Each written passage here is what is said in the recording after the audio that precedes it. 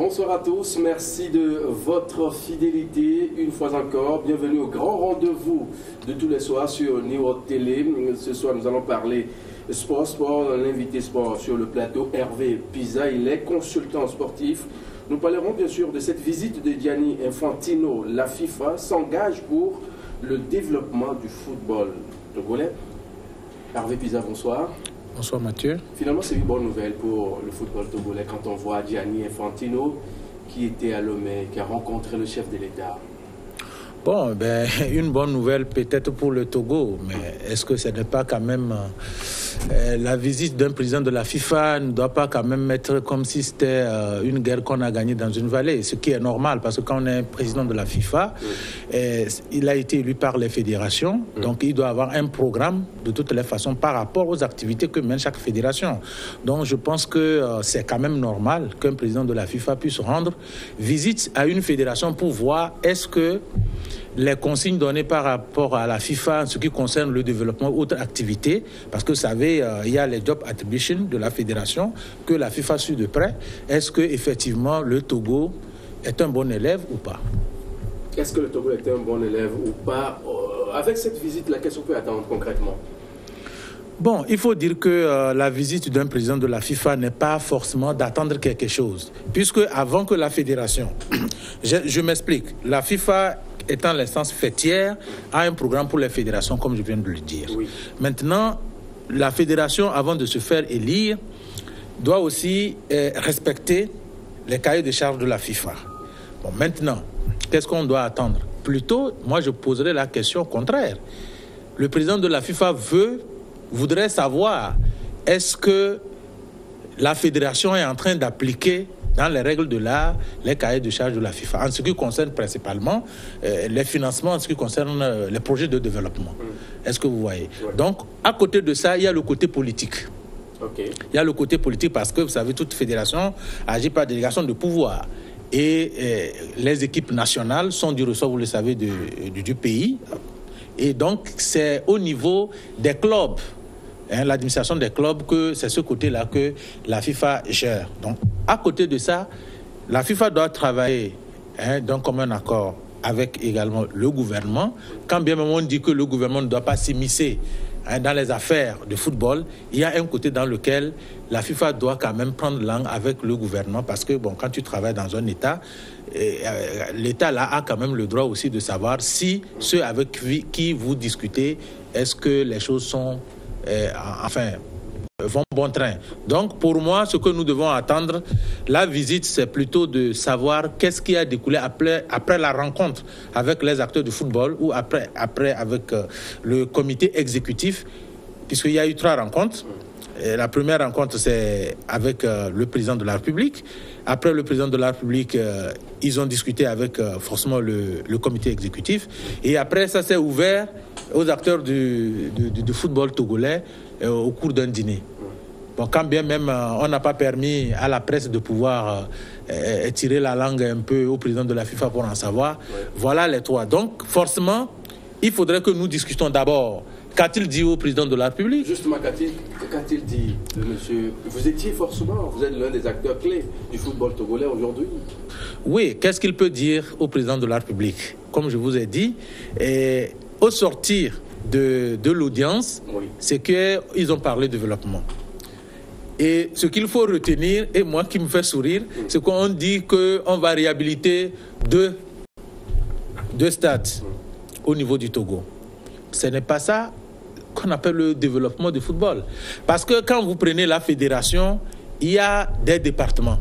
Et vous avez la commission développement du football. Donc, comment l'appelle-t-on? Cette commission-là, c'est elle qui doit pouvoir aujourd'hui nous dire, normalement après le départ, surtout qu'on a parlé de la réhabilitation des stades, cette commission-là, par l'entremise de son président de la commission, doit quand même situer les Togolais à savoir, est-ce que la réhabilitation, est-ce que c'est de l'argent qu'on nous donne ou bien c'est déjà de l'argent qui existe au niveau de la FIFA qu'on doit à la fédération qui doit permettre de pouvoir réhabiliter comment l'appelle-t-on, les stades. On n'a pas parlé de construction. Parce que, comme vous l'avez dit, j'ai été acteur, j'ai travaillé au niveau de la fédération. La FIFA ne construit pas des stades, mais elle accompagne. Et je dis que le Togo en ce moment a été un mauvais élève parce qu'on ne peut pas parler aujourd'hui du développement de football au Togo sans inscrire les stades. Alors que quand vous prenez les fédérations comme le Niger, la Côte d'Ivoire, pour ne citer que ces fédérations-là, ils ont ce qu'on appelle les projets de développement. Ils ont comment l'appelle-t-on, des terrains, des projets Goal 1, Goal 2, Goal 3. Le projet Goal 1 a servi ici de construire la Fédération togolaise de football. Le projet Goal 2 devait servir à construire, comment l'appelle-t-on, la direction technique avec deux stades d'une dimension donnée. Oui. Mais on a monnayé ça à l'époque pour pouvoir subventionner les clubs. Parce qu'après une longue crise, on estime que les clubs n'ont pas de l'argent. Est-ce que vous voyez? Oui. Et aujourd'hui, est-ce que la FIFA doit s'intéresser correctement par rapport au développement du football togolais en sachant que le Togo est en train de faire un football amateur alors qu'on est en train de le pousser à être un très bon élève en allant vers la professionnalisation? Qu'est-ce que le Togo vend sur le plan international? C'est ça aussi, de ça qu'il s'agit. Donc, quand on vient politiquement, Gianni Infantino aurait dit au président de la République, OK, je vais voir avec la fédération et nous allons réhabiliter des stades, nous allons construire peut-être, nous allons faire en sorte qu'il y ait une école de formation en matière de football.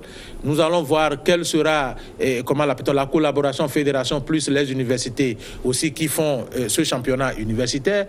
Bon, bref, ça va être un sujet politique. Est-ce que vous voyez? Bon, maintenant, après, c'est que c'est la réalité qui doit maintenant nous guider. Il vous a rencontré également, vous étiez ensemble après le chef de l'État, il y a une autre délégation qui l'a rencontré aussi, non? Qu'est-ce qui a fait Oui. Rien de concret encore, développement comme ça, et puis ça s'arrête là?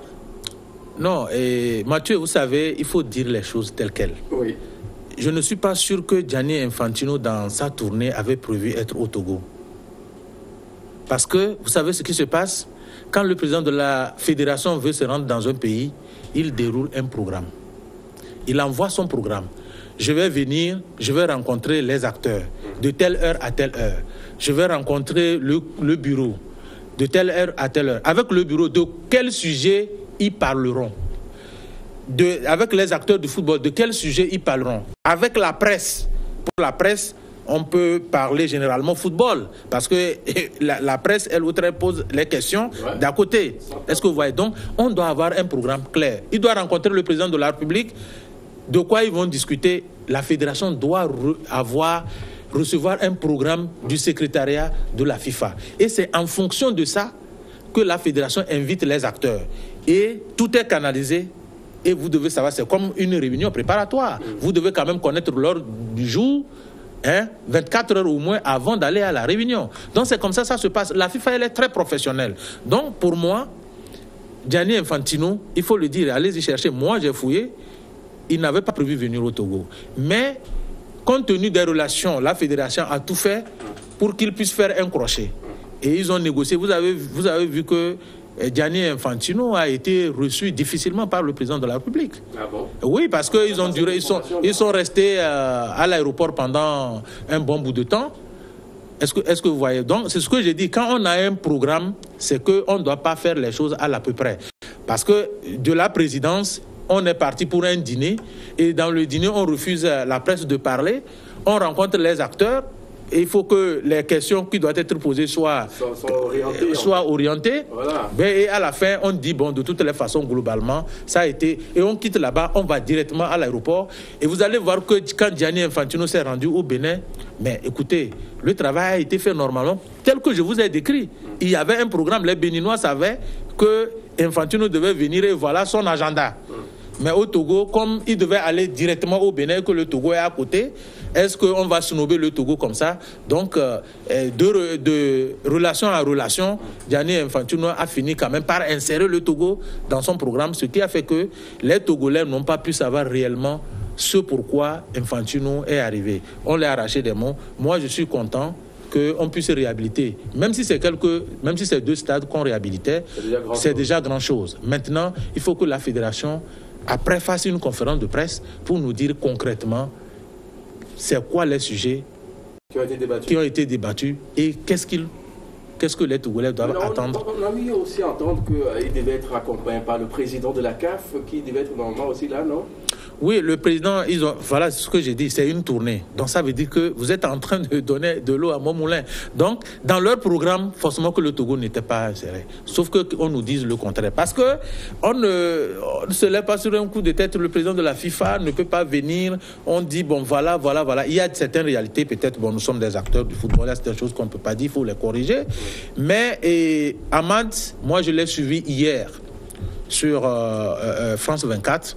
Donc, par rapport à leur programme, il fallait qu'il reste pour répondre à un certain nombre de choses avant de pouvoir rejoindre Infantino. Et vous êtes sans savoir aussi que Infantino est pratiquement en fin de mandat, donc il est en train de faire du lobbying. Wow. Certains me diront que le Togo aussi compte une voix. Mais vous savez, quand vous arrivez au niveau de la FIFA ou au niveau de la CAF, ceux qui l'ont plébiscité, qui l'ont amené, vous devez avoir des voix sûres. Et ceux qui ne sont pas sûrs, vous savez comment est-ce que vous faites. Le football, c'est comme ça. Malheureusement, certains qui sont en train de nous écouter vont dire, mais est-ce que ce que M. Pizza est en train de dire est vrai? Mais moi, j'ai dit, je préfère être direct. Je préfère dire la vérité aux gens, au lieu de masquer pour dire, oui, Infantino est venu ici, c'est bien, le Togo est un bon élève, on attend le projet de développement, on va nous réhabiliter. Et d'ici, peut-être la fin du mandat de la FTF, rien. Et on va encore commencer par se poser des questions. Essayons cette fois-ci d'être aussi honnêtes et professionnels en matière de football. C'est ça seul qui peut déterminer si nous voulons aller vers le développement ou pas. Nous-mêmes, nous devons penser à notre propre développement. Parce que le président de la FIFA, c'est un programme qu'il a présenté. Et il n'est pas obligé peut-être de finir ce programme-là avant de finir. Mais nous-mêmes, qui avons fait des programmes aussi au niveau de nos fédérations, oui, pour que les présidents de club puissent nous choisir qu'est-ce que nous-mêmes nous avons pu faire en matière de développement. C'est là aussi la question. On passe au second sujet. La CAF, Mohamed Salah, élu meilleur joueur africain pour la seconde fois. Oui, bon, ça ne me surprend pas, mais moi, c'est normal, hein? C'est normal parce que, vous savez, il a mérité amplement, comment l'appelle-t-on,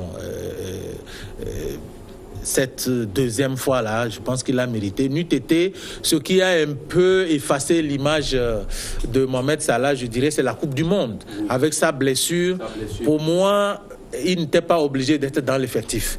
Parce qu'il était là, certains me diront que non. Et comment on dit ça? Sa présence était importante pour que les autres aussi fassent l'effort pour l'honorer. Mais je dis que quand on va à une Coupe du Monde, on sait que la blessure est grande, on ne peut pas jouer, on habille, comment l'appelle-t-on, le joueur, il fait des grimaces, après il vient s'asseoir. Ça a un peu terni un peu l'image de Mohamed Salah. Et puis à la reprise aussi au niveau de son club, ce n'était vraiment pas ça. Mais quand vous regardez statiquement les buts marqués et tout, je pense qu'il est au-devant des autres joueurs africains qui ont aussi du talent comme les Mané et consorts. Donc il mérite deuxièmement d'être donc on dit que vraiment peut-être qu'on aurait donné ça à Mané ou Aubameyang. Non. C'était un mauvais pronostic? Non, c'est pas un mauvais pronostic. C'est vrai qu'il faut quand même encourager puisque lui il en a déjà eu. Effectivement, pour être honnête, moi, j'ai pensé que ça devait aller à Mané.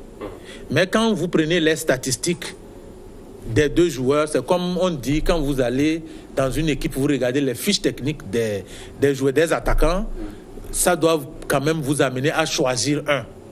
Et donc, il bat ses Mané et Aubameyang dans certaines statistiques. Donc, je pense que c'est ça qui est allé en sa faveur. Et pour moi, je pense que une fois encore, par rapport à son âge, ils sont qualifiés. Donc, cette fois-ci, ça doit le booster à mieux faire au cours de la Coupe du Monde à venir. Mieux faire au cours de la Coupe du Monde à venir. On passe au troisième sujet, carte jaune. La Coupe d'Afrique des Nations 2019 attribuée à l'Égypte. On va parler d'abord de cette décision qui était en défaveur du Cameroun.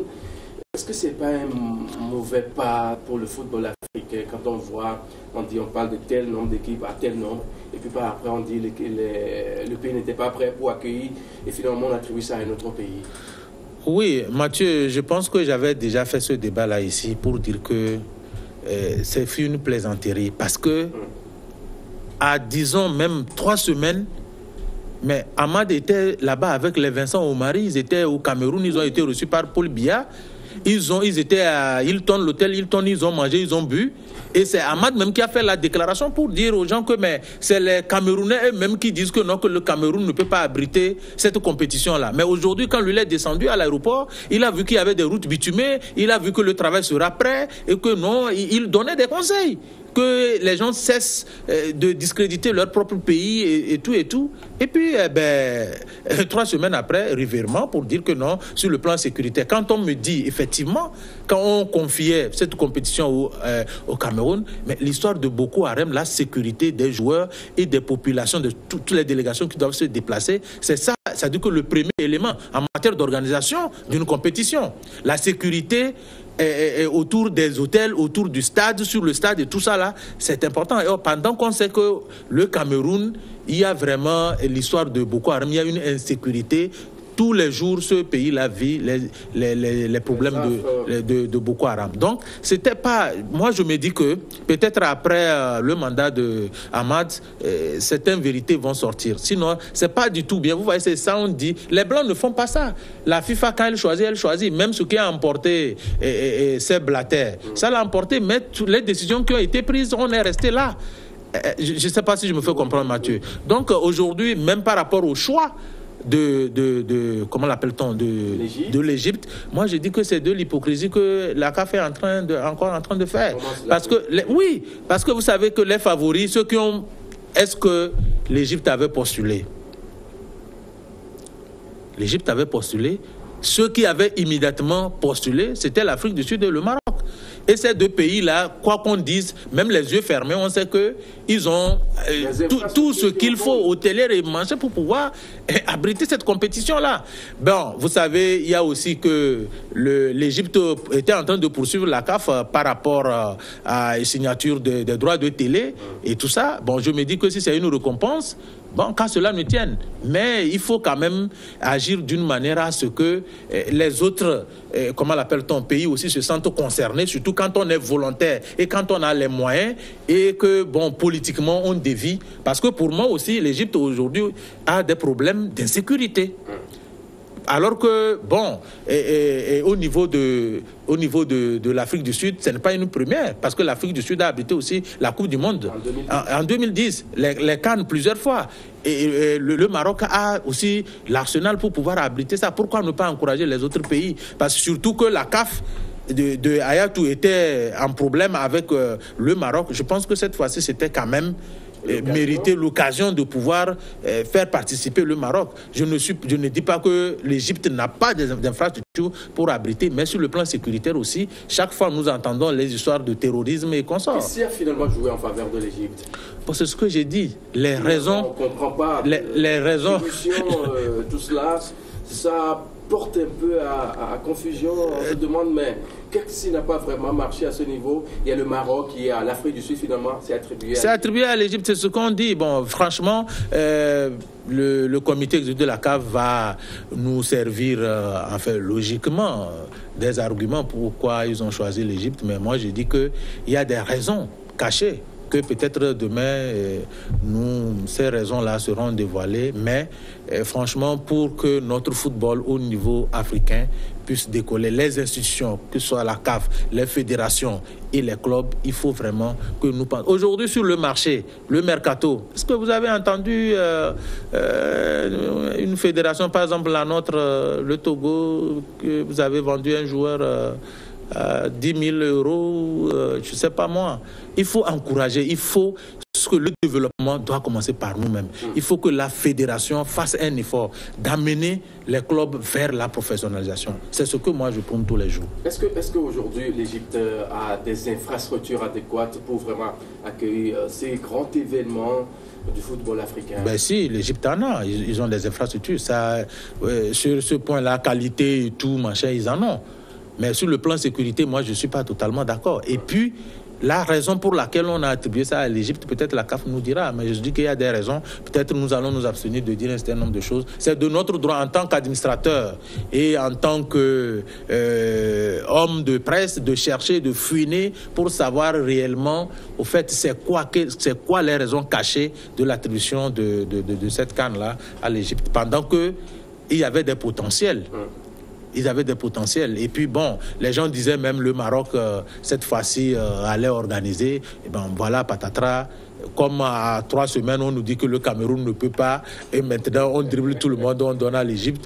Et je dis que l'Égypte était en train de contester la CAF sur les droits de télé. Bon, si c'est pour cette raison qu'on veut faire taire l'Égypte pour dire, bon, ok, cette fois-ci, on vous a donné. Bon, on saura tout ça. Qu'est-ce qu'on peut finalement souhaiter à l'Égypte? Ben, écoutez, ce qu'on peut souhaiter à l'Égypte, c'est de faire en sorte que cette organisation, quand bien même l'Égypte n'était pas aussi trop partante, et s'il y a des raisons, quand on vous donne, il faut organiser pour honorer la personne qui vous a fait confiance. Et comme je le dis, ils ont les moyens et il y a aussi les problèmes d'insécurité chez eux, mais ils maîtrisent toujours. Et je pense que le président de la République d'Égypte fera en sorte que les délégations, puisque je souhaite que mon pays soit qualifié, donc il y aura une délégation togolaise forcément en Égypte, il faut qu'elle arrive, qu'elle compétisse et qu'elle revienne saine et sauve sans qu'il n'y ait pas d'heure. Est-ce que vous voyez? Donc, de toutes les façons, félicitations à l'Égypte et que toutes les dispositions soient prises afin que cette organisation puisse quand même être parfaite. Pour terminer, une question qui n'était pas prévue. Hervé Pizarre, du football à la politique, finalement, on change de manteau? On ne change pas de manteau. Le football aussi, c'est de la politique. C'est de la politique. Eh oui, c'est vrai. L'honorable Pizarre. Oui, le football, avant toute chose, c'est de la politique. Tout ce que nous faisons, c'est de la politique. Mais il faudrait que ce soit de la politique participative et de la politique positive. Moi, je ne fais pas la politique politicienne. Voilà. Alors, je suis carrément dans le social. C'est ça, moi, mon problème. Et qui parle social, c'est forcément de la politique, mais la politique qui ne détruit pas. Merci d'être passé. Merci à vous. Monsieur, on va devoir marquer une pause. Le temps pour nous sur le journal et juste après les confrères sur le plateau pour le regard croisé.